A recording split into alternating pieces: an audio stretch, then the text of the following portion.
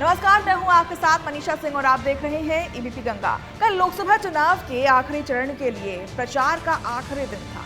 शाम 5 बजे चुनाव का शोर थम गया। इससे पहले सभी पार्टियों ने अपनी एड़ी से चोटी का बल लगा दिया, लोगों के बीच विश्वास बनाने में, वोटों को साधने में। लेकिन अगर बीते 2 चुनावों के परिणामों की अगर बात करें तो बीजेपी की साथ फिर से दांव पर लगी हुई है, जबकि कांग्रेस के पास खोने के लिए कुछ भी नहीं है। राजनीतिक पंडितों की अगर हम माने तो इस चुनाव में पूर्वांचल की 27 में से पश्चिम यूपी की 13 सीटों पर कड़ा मुकाबला है। इन 13 सीटों में सहारनपुर, कैराना, मुजफ्फरनगर, मेरठ, बिजनौर, नगीना, मुरादाबाद, अमरोहा, मैनपुरी, बदायूं, फिरोजाबाद, संभल और रामपुर है।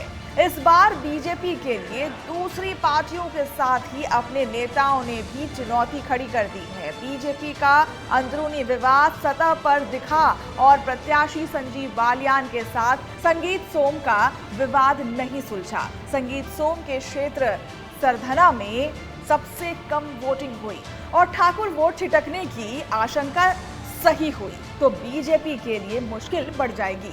संगीत सोम के क्षेत्र सरधना में सबसे कम वोटिंग हुई और ठाकुर वोट छिटकने की आशंका सही हुई तो बीजेपी के लिए मुश्किल बढ़ जाएगी।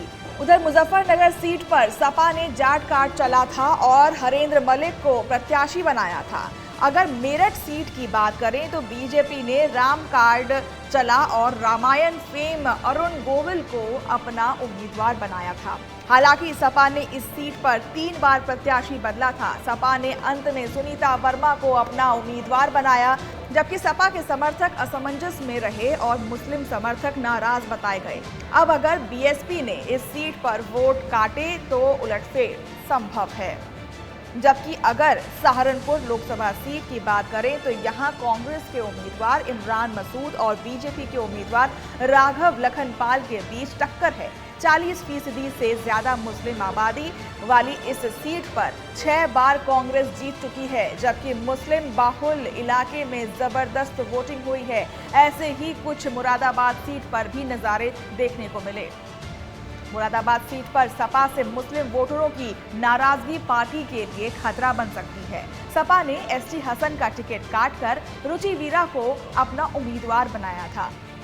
इस बार बीजेपी ने सर्वेश कुमार सिंह को मैदान में उतारा है। मुस्लिम वोटर छिटके तो बीजेपी को इसका फायदा मिल सकता है। मुरादाबाद की तरह ही रामपुर सीट पर सपा के लिए एक जैसी चुनौती रही है। रामपुर में बीजेपी ने मौजूदा सांसद घनश्याम सिंह लोधी को फिर से उम्मीदवार बनाया था, जबकि सपा ने मोहिबुल्लाह नदवी को उम्मीदवार बनाया था, जो आजम खान के करीबी नहीं है और इस सीट पर केवल 45% वोटिंग हुई थी।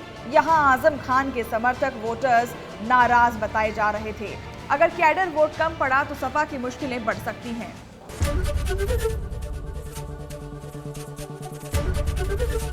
एबीपी गंगा, खबर आपकी, जुबान आपकी।